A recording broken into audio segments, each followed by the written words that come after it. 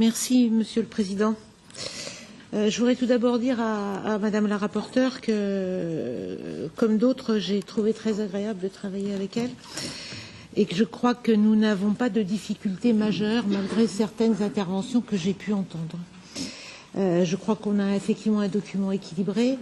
Je vais vous donner une anecdote. J'ai été rapporteur sur un texte qui s'appelait Migration et droits de l'homme. Je crois que le rapport initial faisait autour de 2 pages et il y avait 350 amendements sur 2 pages.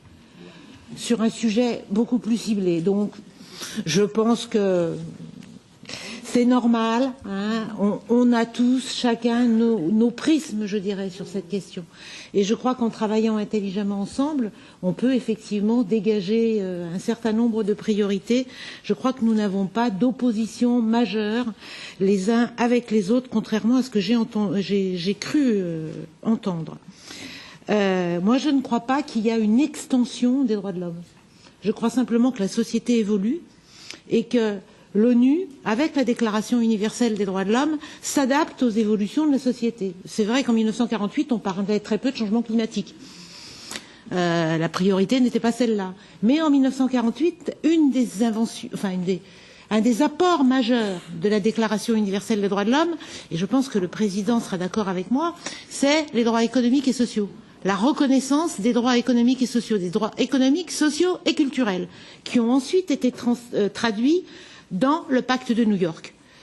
Mais entre ce qui est avancé sur les droits civils et politiques, en termes de conventions internationales, et ce qui est avancé en termes de droits économiques et sociaux et culturels, il y a beaucoup d'écarts et on a des difficultés à mettre en œuvre les conventions internationales et je dirais malheureusement de plus en plus de difficultés à mettre en œuvre ces conventions internationales. Donc, tout ça pour dire que pour moi, la question des droits économiques et sociaux et de la mise en œuvre des droits économiques et sociaux est une des questions majeures, y compris la question de la responsabilité des entreprises. Et je ne crois pas qu'il y ait un hiatus entre les entreprises et les ONG en la matière. Je crois qu'il y a, et ça se sent quand on suit les travaux de l'ONU sur ces questions-là.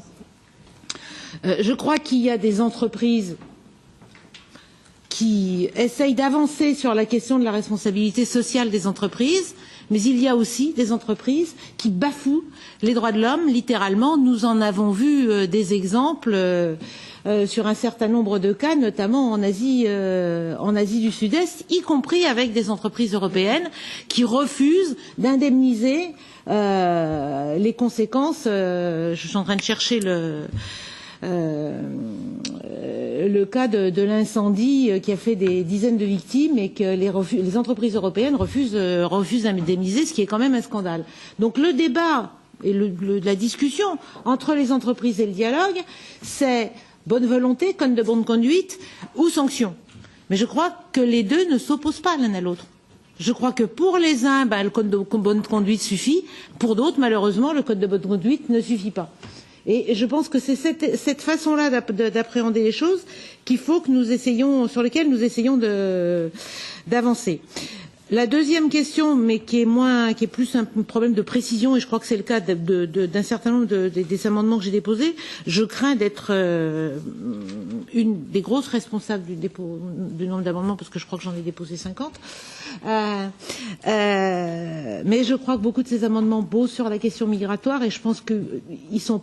Mon idée en déposant ces amendements, c'était de voir comment ensemble on pouvait repréciser un certain nombre de choses et probablement de simplifier un certain nombre de choses pour que les questions majeures sur lesquelles, autour de cela, nous sommes d'accord, puissent être intégrées dans le rapport, parce que dans les défis majeurs qui se posent aujourd'hui, pour moi, il y a la question migration et droits de l'homme, et même si nous avons fait des rapports sur cette question, il me paraît important de rappeler les choses. Donc l'autre élément, c'est sur la question, je suis un peu têtue là aussi, la question de la liberté liberté de pensée, de conscience et de religion, qui est la terminologie de la Déclaration universelle des droits de l'homme et que selon les rapports, on voit évoluer. Et je trouve que c'est pas bon de changer la terminologie. Je trouve qu'il est bon de rappeler la terminologie de la Déclaration universelle des droits de l'homme et de décliner tout ce qu'elle veut dire y compris la question de la liberté de croire ou de ne pas croire et la question de la liberté de changer de religion, qui sont dans les questions majeures que l'on rencontre dans un certain nombre de pays. Et puis je voudrais aussi réinsister sur la question des droits des femmes, parce que moi aussi j'ai déposé des amendements là-dessus, et notamment sur la question de la Convention d'Istanbul et des conséquences de la Convention d'Istanbul en matière de violences faites aux femmes. Et puis, très rapidement, 3 amendements qui me tiennent à cœur. Un sur la question de l'apatridie, parce que je trouve que nous avons fait des travaux dans cette commission, mais très souvent dans les rapports, nous n'en tirons pas les conséquences. Or, le nombre d'apatrides ne cesse d'augmenter. La question de la condition dans les prisons, on a des rapports alarmants des ONG sur la situation dans les prisons.